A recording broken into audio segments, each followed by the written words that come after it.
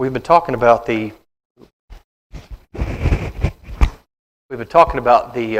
arguments for the existence of God, and we've gone through several of them over the last several weeks. And tonight we have two more, and I started putting together this one, and I realized that there's no way we would get through number 2 tonight. So we're going to do one tonight, and then we're going to do one next Wednesday. But next Wednesday will probably be a fairly quick one, so we'll get on to a little bit more of what we were kind of wanting to talk about in regards to the understanding that there is a God, and we know who He is and where He is. Okay, so the first one of our final two arguments for the existence of God is what we would call an argument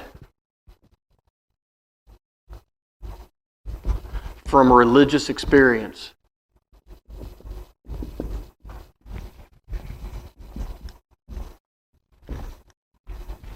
An argument from religious experience. Okay. Now, what the argument from religious experience does is it claims that we can know that God exists because of a personal experience that we had that has transpired in our own life. It's not a second-hand account, it's a first-hand account. Typically, when we think about the argument from religious experiences, what we've heard about people who, say, for example, what they call die on the operating table. And during that time, they experience a bright light. They experience themselves maybe hovering above their body, where they see the doctors and their own body on the table. And sometimes it goes even further than that, where, not to make fun of this, but the whole going into the light, where they go into the light. And some people have gone even further than that, where they believe that they've seen heaven. They've talked to people that were there. They've experienced what we would understand as a heavenly experience. Right? They've seen the face of people that they knew on this earth that maybe greeted them there, and by doing so, they have been convinced in their own mind that they have experienced a supernatural event. Which, of course, that something like that. Of course, if we were to go to heaven and come back, it could be nothing less than a supernatural event. That would not be something that happened because of natural laws. That's a supernatural thing. Okay, so. On its surface, of course, this argument from personal experience makes sense, right? Makes perfect sense, right? If we have a supernatural experience, it implies a supernatural power. It implies that the supernatural is there. And for a lot of people, that's where they have a disconnect, is because they do not believe in supernatural. They believe that there is nothing supernatural. The natural world and everything that's in it is all that sums up human experience. And after this, even what we understand to be our conscious, right? Our what happens to our mind when it's done, when all of this is done. Well, for people who believe in who believe simply in this, or strictly in the natural world, believe that our consciousness disappears. It vaporizes. It's no longer there once the physical body gives out and our brain ceases to function. That our consciousness is simply a manifestation of our brain working in a specific way, in a combination of chemicals. And that's really how we sum up the human existence. And after our brain is gone, it no longer functions. Those chemicals no longer work together, and our consciousness ceases to exist. All right, that's the way a great many people, especially evolutionary biologists or atheists, believe. There is no the consciousness is simply a manifestation of our brain. All right, so. Saying that, if we go and we look at the idea of a supernatural experience or an out-of-body or a religious experience, if we experience that and we genuinely experience it, then of course it proves that there is a supernatural aspect to the universe in which we live. All right, and it implies that there is a supernatural power, that our consciousness goes somewhere after our body dies. All right. Now, here's the thing. I'm not going to argue for or against anybody experiencing one of those things. That's not the point. But we do have to look at a couple of the problems that go along with the idea of an argument from a religious experience. But then I think we can look and we can phrase it in such a way that it can make sense to us, especially as religious people. So let's look at this for a couple of moments. All right. If we have a genuine supernatural experience, then there must be some sort of supernatural experience to be had. There's a supernatural power. Now, many people would claim that is God. You very rarely hear about people who have a supernatural experience and it doesn't involve some form of going into the light and entering into heaven or in a comforting type of way. Okay, you very rarely hear about people say, well, I died and I saw my consciousness being being shifted over to this gazelle in the field and the idea of being reincarnated type of thing. All right, I've never heard anybody say anything like that. It almost always has to do with the idea of what we would call the Judeo-Christian ethic, right? The idea of heaven and what we understand to be heaven. Okay, so having said that, we got to remember this, that the claim of a supernatural experience does not prove a supernatural experience. All right? To get into the idea of someone claiming a supernatural experience. And I think everybody here remembers, it's probably been a couple of years ago, that young boy that said that he died, and when he died, he went to heaven, and they wrote a book about it. They had a little movie about it, and come to find out, he'd been coached through all of it. And every bit of it was made up. It was manufactured out of whole cloth by this young boy and the people that surrounded him. Again, this is not claiming that every single person's experience is like that, but the idea that he claimed there was a supernatural experience, but guess what? There was no real supernatural experience. It was just simply him. Do I doubt that he went through something in his death? Yeah, I'm sure he did. But it wasn't what he claimed that it was. So the claim of a supernatural experience does not prove a supernatural experience. Another thing that we have to remember is this. Claims, all of these claims, and it's not always life after death claims. Some people just believe, I was sitting in my room and I looked and my grandmother, who had been dead for 50 years, was sitting in the rocking chair, and she spoke to me. And not all of it's life after death type of thing. Sometimes it's we see somebody, we claim to see somebody that's been dead for so many years, and they came back to give us a bit of guidance in our times of trouble and so forth and so on. So when we talk about these supernatural experiences, it's not always life after death. In saying that, though, we have to remember this. Some claims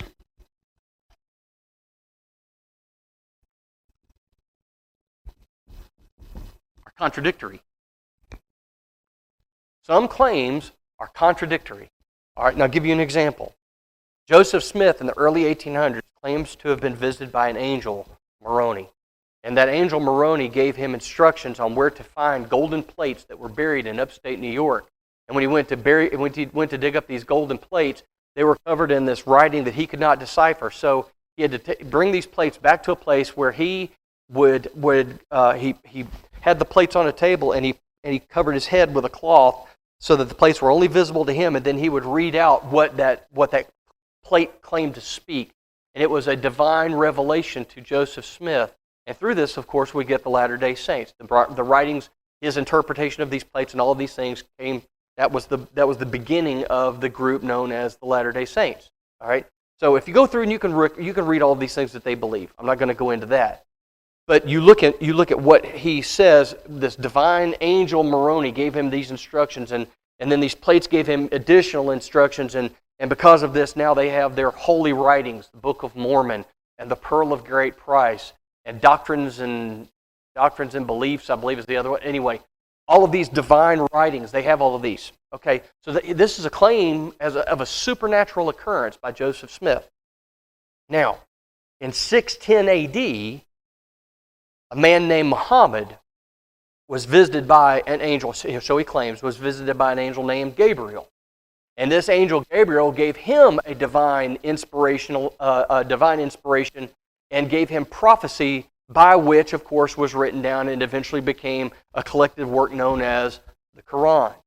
Now, if you look at the book of the Quran and you look at the Book of Mormon and you try to compare those and find some sort of a common ground on both of those things, the only thing there is a common belief in a God.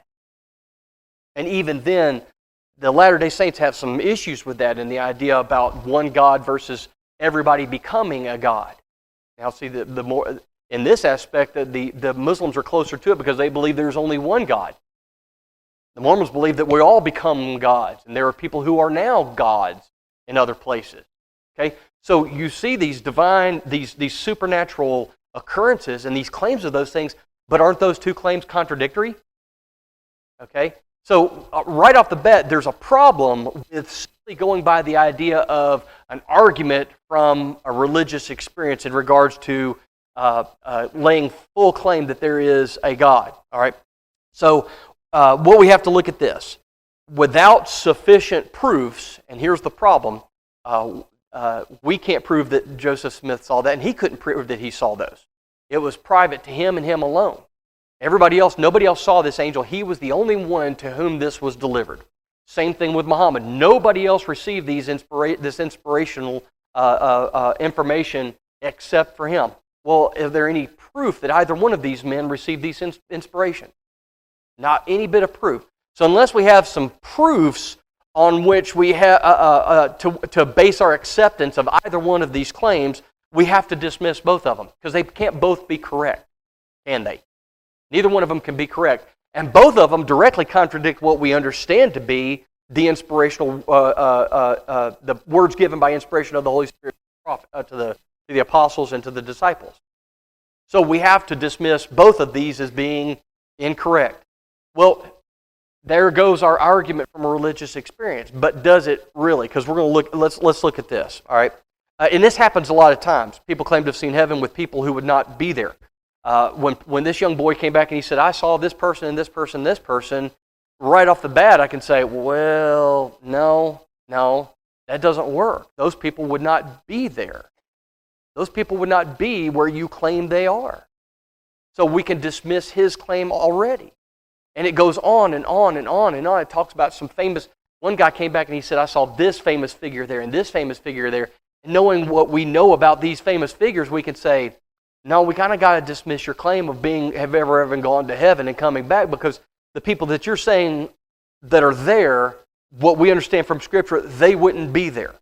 Based on what we know about them, they wouldn't be there. All right? So, the argument suffers. The argument suffers when we look at it subjectively.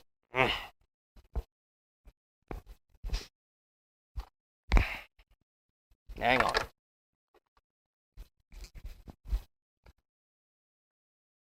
The argument falters and fails when we looked at it subjectively. All right, when we look at it from a strictly personal standpoint, my personal religious experience proves that there is a God. All right, it doesn't. My personal religious experience doesn't prove that it's God. But if we change it to look at it in an objective fashion, it does. We can certainly look at it in that case. So what we want to do then right now is we want to... Man. I'm weeding them out.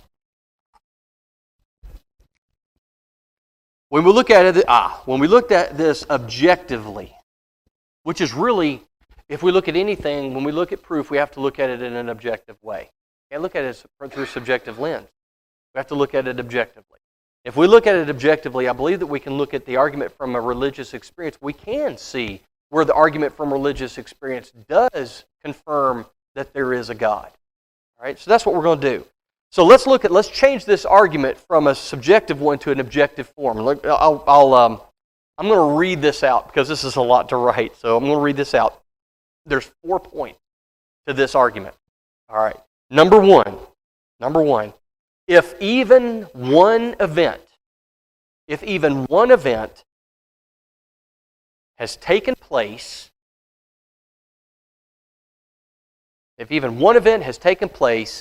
that defies natural law. If even one event has taken place that defies natural law, or you could just say, if even one supernatural event has taken place, you can reword it for that. If even one supernatural event has taken place, then that event must have resulted by virtue of a supernatural power. Some supernatural power. For the Christians, of course, we understand supernatural. The only supernatural power that we acknowledge is God. The only one that we have. We can't look at anything else. The only supernatural entity that we will acknowledge is God. So if even one supernatural event has taken place, then it had to have taken place due to a supernatural power. Now some people say, well, my supernatural power is Thor or Odin. My supernatural power is Jupiter or Mars in the God's idea. The idea of the gods named that. That's my supernatural. So yes, I believe that supernatural things have occurred, and this is the power that I ascribe them to. Fine. But we're talking about this from a Christian standpoint. So we're looking at supernatural power that we acknowledge as being God. All right. Number two, Number two, one event, I'll say one supernatural event has taken place. We know of one supernatural event that has taken place. And we have a historical record in regards to this supernatural event. Okay? So one event has taken place, or one supernatural event has taken place that defies natural law or natural explanation or whatever you want to say, and that is the resurrection of Jesus Christ. So if one supernatural event has taken place, then it had to have occurred by a supernatural power. We acknowledge that supernatural power as being God. Number two, we know that at least one supernatural event has taken place, and that is the resurrection of Jesus Christ. All right, number three, therefore, because of the first two, therefore, the resurrection of Jesus, this supernatural event, must have resulted by virtue of a supernatural force. Something compelled Jesus to be resurrected from that tomb. Can't deny that. It was supernatural. Something must effect. Because otherwise, remember the idea of a body at rest will stay at rest unless it's acted upon by a force. Okay? So Jesus' body would have remained in that tomb. The only way it could have supernaturally gotten up and gotten out of there is if there was a supernatural force directing it. Jesus didn't resurrect himself. We've got to remember that. Jesus did not resurrect himself. And it says that in Scripture. God brought him back from the dead. All right? Okay, so Jesus' body would have stayed in that tomb and it would have laid there. And it would have seen corruption had it not been resurrected by a supernatural power. All right, so we got our three. Then we got the syllogism ends up with number four. Therefore, God exists. Has to. All right. So I want to make sure everybody got it written down that wants to write it down. We're going to move on. All right. So we have our what's called a syllogism. It's got 1, 2, 3, and then therefore number 5. All right. So let's look at this a little bit further on, because we have to. If we're going to hang all of this on the idea of there being one supernatural event, at least one, and that being the resurrection of Jesus Christ, we have to look at it and say, did Jesus rise from the dead? Now, it's not enough for us to simply say, well, I'm a Christian, I believe that he did. There's more to it than that, and we can look at the Bible, and we can look at other extraneous sources to show that he did, in fact, rise from the dead. All right? We don't, many things we can prove simply from the Bible, but there's some things that we can prove from other sources other than that, or in addition to that. Let's put it in addition to that. All right, so let's look at this. All right. Because if Jesus was resurrected from the dead, if in fact he rose from the dead, then every other miracle that we read about would have to be admitted to as well. Right? If one supernatural event can take place, especially the raising of someone from the dead, if one supernatural event can take place, then every miracle could have taken place. Because that's the big one, right? Bringing somebody back from the dead. Everything else pales in comparison to bringing somebody back from death, real genuine death. So let's look at this. Let's go through a little bit of information to prove that Jesus did in fact rise, and if he did in fact rise, then we can prove that there is a God from that. All right. By now, after hundreds of years and hundreds of years and hundreds of years, almost everybody but the most vocal opponents of there being a man named Jesus Christ, almost everybody else, except for the most vocal opponents of there even being a Jesus, have admitted that Jesus died and was buried. Even Josephus Flavius, who was the Jewish historian during the time of the Roman occupation of Palestine, admitted freely that there was a Jesus of Nazareth, and this man lived and he died. Now, he was a well-known historian, and for being where he was and when he was actually pretty close to spot on most of his historical writing. All right. So even everybody but the most vocal critics of Jesus, even being alive, admit that there was a man named Jesus Christ. He was in Jerusalem when this happened. He died and he was buried. All right. So I'm going to pull this up a little bit more. All right. And it is admitted by the same folks that on or before the third morning, his body disappeared from the tomb. Number 3, that the disciples came to believe that he rose from the dead. All right? So 3 things. They admit that he died and that he was buried, that on or before the third morning his body disappeared from the tomb, and that his disciples came to believe that he arose from the dead. So we have two questions there then. Number two questions. Did the body disappear by a resurrection or some other way? And did the belief of the disciples originate from the fact of the resurrection or from something else? All right, so let's look at these. Let's look at each of these questions and get a little bit of a better idea. So let's look at the first question. Did the body disappear by resurrection or in some other way? So let's look at a couple of these questions. Here's some options for the first question. Did his body disappear by resurrection or some other way? Number one option is that his friends stole his body. His friends went to the tomb, took his body, and took it away, spirited it away somewhere. Number two, his body was stolen by his enemies. His enemies came and took the body. They had watch over the tomb. They could have done that. All right. So did his enemies come and steal his body? Number three, his body was misplaced in a tomb other than the one considered to be his. Number four, his body was not actually dead when placed inside of the tomb. The body was not actually dead when they put him in the tomb. Or number five, the most logical one, if all of these are incorrect, he was resurrected. So there are five options. And there's really nothing else, there's no other way that we can look at this, because the whole part of this is being resurrected was that his body was not in the tomb. Okay? And that's been acknowledged. His body was not in the tomb. So there's five options for all of these. So let's look at each of these and let's look at some of the answers to these. Number one, in Matthew chapter 27, somebody turn to Matthew 27 for me, verses 62 through 66. Matthew 27, verses 62 through 66. All right, so let's look at this one. His body was stolen by his friends. Let's answer that option right now.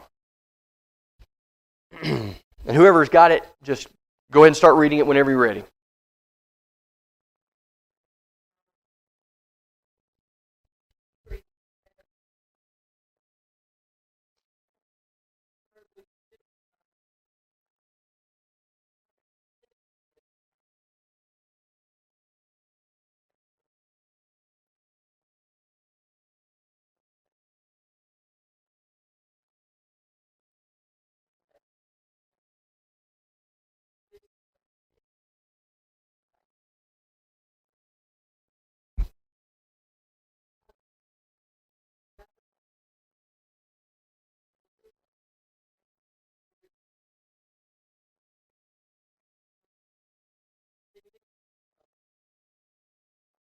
Okay. So here we have the case right after the day of preparation, after they had prepared his body to be entombed. They go to the authorities and say, remember this guy? He said he was going to raise his body up. He was going to be resurrected, and we don't want that to happen. And if it does, it's just going to be chaos. So what we want to do is we want to secure the tomb so his friends can't come, steal his body, and then say he's been resurrected. Now, if I were in their situation, that's probably what I would do, right? Try to make the tomb as secure as you possibly could. So what did they do? Did he say, okay, that's if you got a guard, go ahead and do it. He says, actually make it as secure as you know how. So they sealed it, and then they posted a guard outside. Now, we have to ask ourselves this. We have to remember that at this point, the church is not some sort of cohesive unit, right? It's just basically a group of disciples of Jesus Christ, and they had been scattered, remember? So that because the shepherd was gone, the sheep are going to be scattered. So we have this group of disciples that have been scattered because of the crucifixion of Jesus on that cross. You know that many of them, it even says, many of them forsook it and went back into the world. There are some who remained faithful. But even the apostles weren't sure what was going on. Remember, they were still asking the question up until the night he was gone, are you ready to restore the kingdom to Israel? So they didn't even understand what was going on. The idea of being raised up again, many of them are still thinking the temple. They're thinking the temple and the grandeur of Jerusalem and bringing the kingdom back. And they're not thinking about Jesus bodily being resurrected. They think he's dead. They think he's in a tomb. They've placed him there, and they're gone their way in their mourning, waiting to find out what's going to happen. So we're expected to believe then is that his friends, this ragtag group of disciples came and defied the authority of the Roman government and opened up a tomb, stole his body with guards outside and a seal on the outside, and that they wouldn't be accosted, they wouldn't be confronted in what they were doing. Well, that doesn't make much sense, does it? That's not logical to think that his friends came and stole his body with everything that was going on. When the Roman seal was on something, to break that seal was a direct violation of Roman law. And remember, these weren't Roman citizens, were they? These weren't Roman citizens. So the Romans had impunity. They could kill someone who defied Roman law with impunity. And they would not have been reprimanded. Why did you kill that person? He tried to break into the tomb. Oh, well, good job. You saved it. You made it safe. Absolutely, no problem. Okay? So that's our first option, but the first option doesn't follow, does it? It doesn't make any sense that these people would have been able to do what they were claimed. Remember, they were afraid they were going to do this. This is what his enemies thought. Hey, they're going to come steal his body. Then we're going to make it as secure as we possibly can so that they can't come and steal the body. All right, so that's our first one. They kind of painted themselves into a corner. They really did. If they hadn't posted a guard, then they could say, well, there was nobody guarding the tomb. It had been very simple for them to come and steal the body. They knew where he was, but it wasn't going to be easy for them to steal the body. Especially, maybe if they had some time to plot and practice and maybe wait for a changing of the guard, but this was overnight. He'd been put into the ground, and then early the next morning, they went trying to find him. The idea of them trying to put together some sort of a convoluted heist in this short a period of time, when most of them were very scared about what was going on anyway, just doesn't follow. There's not a lot of logic in this scenario about his friends coming and stealing. Okay, number two, his enemies came and stole his body. Okay, well, let's look at this. Let's look at this logically. Who would have been the most able to steal the body? Where's his enemies? All right, they had control of the tomb.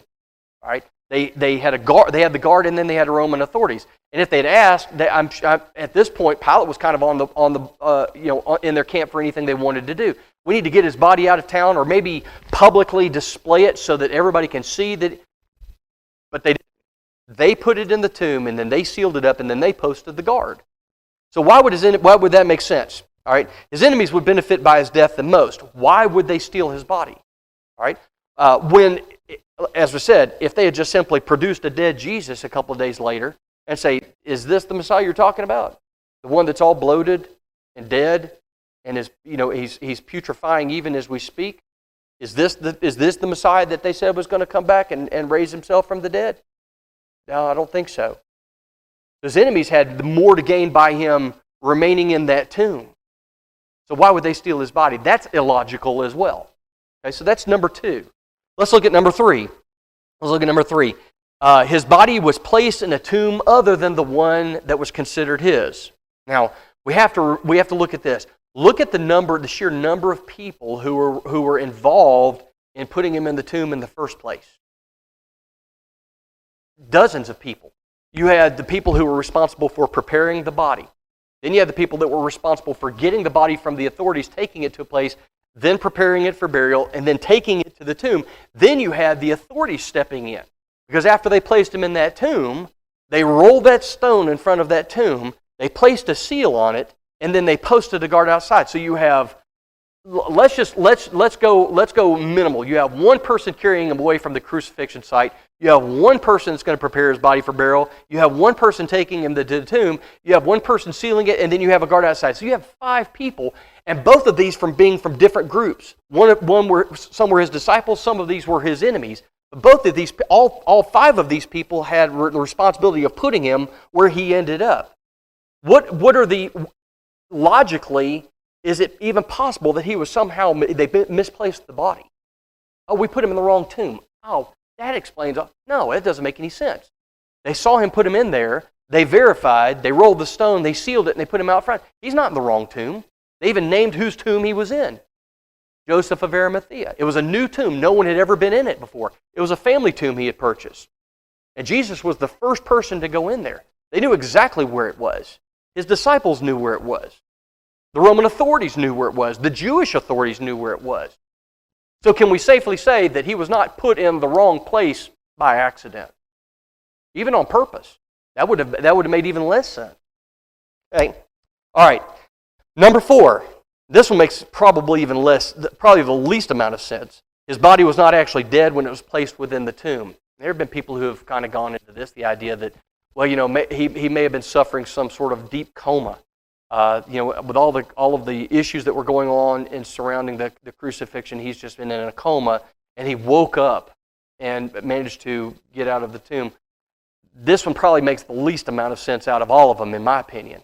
Because you're talking about someone, even in today's society, if he had been hung on a cross and crucified, how long do you think he would be in the hospital simply recuperating from his injuries before he suddenly woke up and said, I got to get out of here? And he rolls this, in his weakened condition, rolls the stone away from the tomb and walks off with a guard out front. What do you think that guard was going to do? Oh, whoa, probably collapse of fright when he sees this half-dead man come out of a tomb. But does that make any sense, that somehow he was still alive? But all of the accounts we see said that he breathed his last breath, gave up the ghost, and then they punctured his side where it says that blood and water came out. And I'm not going to get into the medical explanation for that, but it's perfectly in keeping with what he went through. Okay, so we have 4 explanations or 4 options, but none of those really fit the bill, do they? Number 5 really sounds like it's about the only one that we can hang our hat on, isn't it? That's what?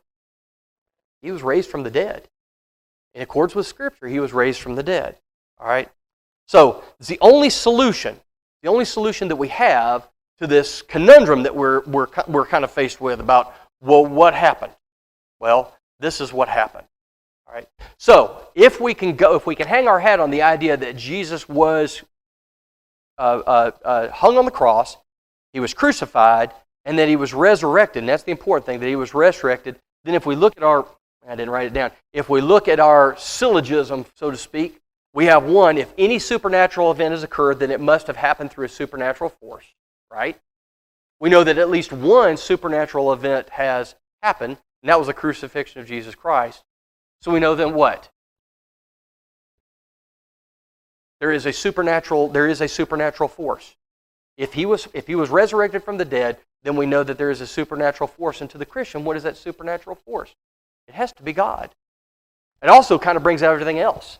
If we acknowledge that Jesus was resurrected, then every other miracle is perfectly in keeping with what we understand. Understand that Jesus did all of this through the power of God, not through his own power, but the power that God gave him to wield while he was here on this earth. That idea of all power has been given in me under heaven and on earth, that's what he's talking about here. The idea of being able to, if you can be raised from the dead, then turning stones into bread is nothing. Turning water into wine is nothing. Walking on water is child's play when it comes to someone whose life has left their body. And it says that he gave up the spirit. He let go of his consciousness, so to speak, his soul. It left his body, and his body was dead. But it did not see corruption in the grave. If you go to any of the tombs in Jerusalem, you're going to dig it up. You're not going to find it. You're going to find those tombs occupied by something. It might be mummified remains of a person that was there. It might be bones. It might be this. It might be the other, or whatever it is. But you're going to find every tomb is inhabited by someone, except for this one. It's important to realize that, because if we acknowledge this, then we can acknowledge that there is a God. So what we've done is we've taken this argument from religious experience in that, well, I was on the table, and I looked down, and I saw my body, and I saw the doctors working, and I heard a voice saying, it's not time yet, go back. So I went back into my body, and am I saying that these people didn't experience something? No, that's not. I want to make sure people understand. I understand that people experience something, whether it was a genuine religious experience, or it was simply their brain knowing what's going on and portraying some sort of a lifelike scenario for them. I don't know. That's not the point. What I am saying is that these claims are subjective claims. They happen to an individual. Same thing with Muhammad. Muhammad's religious claim was a subjective claim. Joseph Smith's was a subjective claim. What we find in the Scripture, though, is objective, isn't it? Because we see this borne out by evidence. Again, if you want to look, Josephus talks about the man Jesus, how he was crucified by the Roman authorities for being a seditious and for blasphemy. He said the Jews wanted him dead for blasphemy. The Romans wanted him dead for sedition. He says they killed him. He was crucified like the criminal he was, and he was entombed. Here we have this is an external historian saying this. Well, if he's saying that he died and was buried, but he's not there anymore, then something had to happen. So what do we have to look at? We have to look at the evidence. And the evidence tells us that he was resurrected, bodily resurrected. That's a supernatural occurrence. I don't care who you are. I don't care where you are. You're brought back from the dead. There's a supernatural aspect of that you can't deny. All right? Because we can't do that in and of our. We cannot will ourselves back into life. Or this world would be teeming with people who said, "I'm just not ready to die yet. You know, I'm coming back," and force themselves back into a body. It doesn't happen. So there had to be an external force that acted upon the body of Jesus Christ, put his spirit, soul, whatever you want to call it, back into his body and allowed him to get up and move around. Okay? There's no other way to look at it. All right? So, in regarding the second question that we had, right? The second question being, did the belief of the disciples, did it come from the fact of the resurrection or did it come from some other cause? Well, let's think about this. What was it that motivated the disciples to preach about a risen Jesus in spite of the persecution that they faced? Because it wasn't easy for them. I mean, even at the beginning, it wasn't easy for them. We look at the day of Pentecost and we think, well, you know, everybody listened to them and everybody was very polite and kind and listened to what they had to say. And they may have disagreed, but they listened. But that's not the case, is it? Even on the first day, they said they're drunk. You know, they're drunk. It's the third hour of the day and they're drunk. 9 o'clock in the morning, you're drunk. You ought to be ashamed of yourself. They said, we're not drunk like you think we are. We're not drunk. Right? So they preached a resurrected Jesus in spite of the persecution they faced. All right? Number two.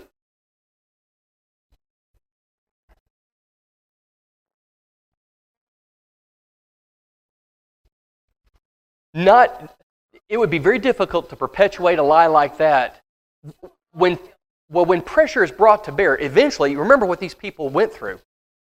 This is not a matter of people just taunting or calling them names. This was physical persecution.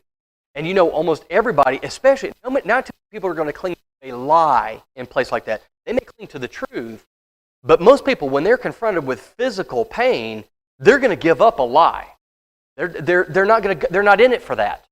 All right, I signed up for something, but I didn't sign up to be beaten, scourged, whipped, stoned to the point of execution, dismissed by my friends, kicked out of my family, excommunicated from the synagogue.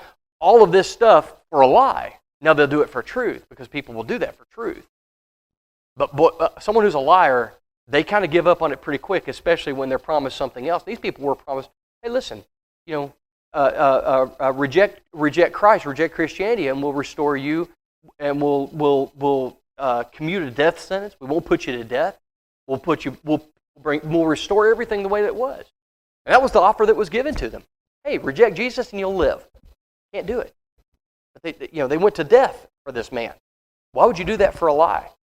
And we're not talking about people 3 generations removed. We're talking about the actual men who saw his resurrected body. They put their hands on him. They ate with him. They walked with him. They talked with him. They saw him rise up into heaven. They saw him crucified. So we're talking about the actual people who were there at the time. Why would they do that for a lie? It doesn't make that. That's probably one of the most illogical things I can imagine. I mean, I'll die for the truth, but I'm not going to die for a lie. I don't care who it hurts or helps. That makes no sense. Why would you do something like that? All right, what about Paul?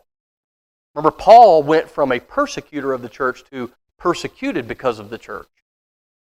Why would he do that except the fact that he saw a resurrected Christ?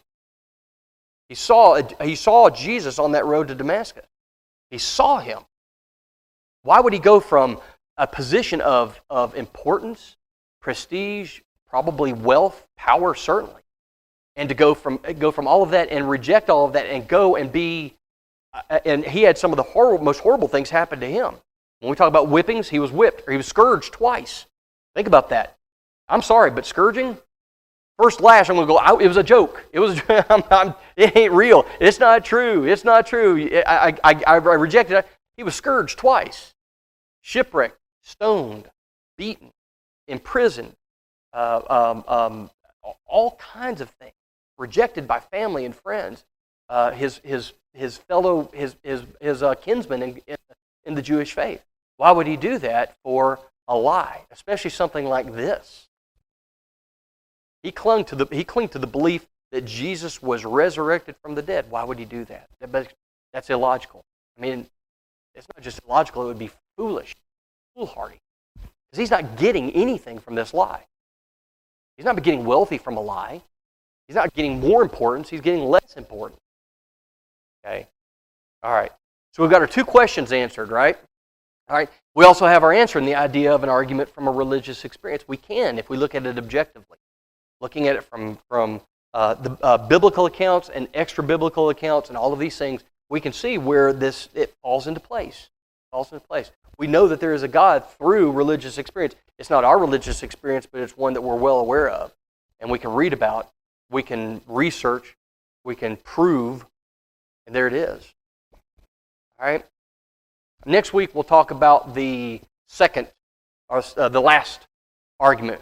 And then we're going to kind of shift gears and we're going to go into something else. I thought we might get through it tonight, but we're not. We'll shift gears and go into something else for probably the last 4 lessons of our study on this.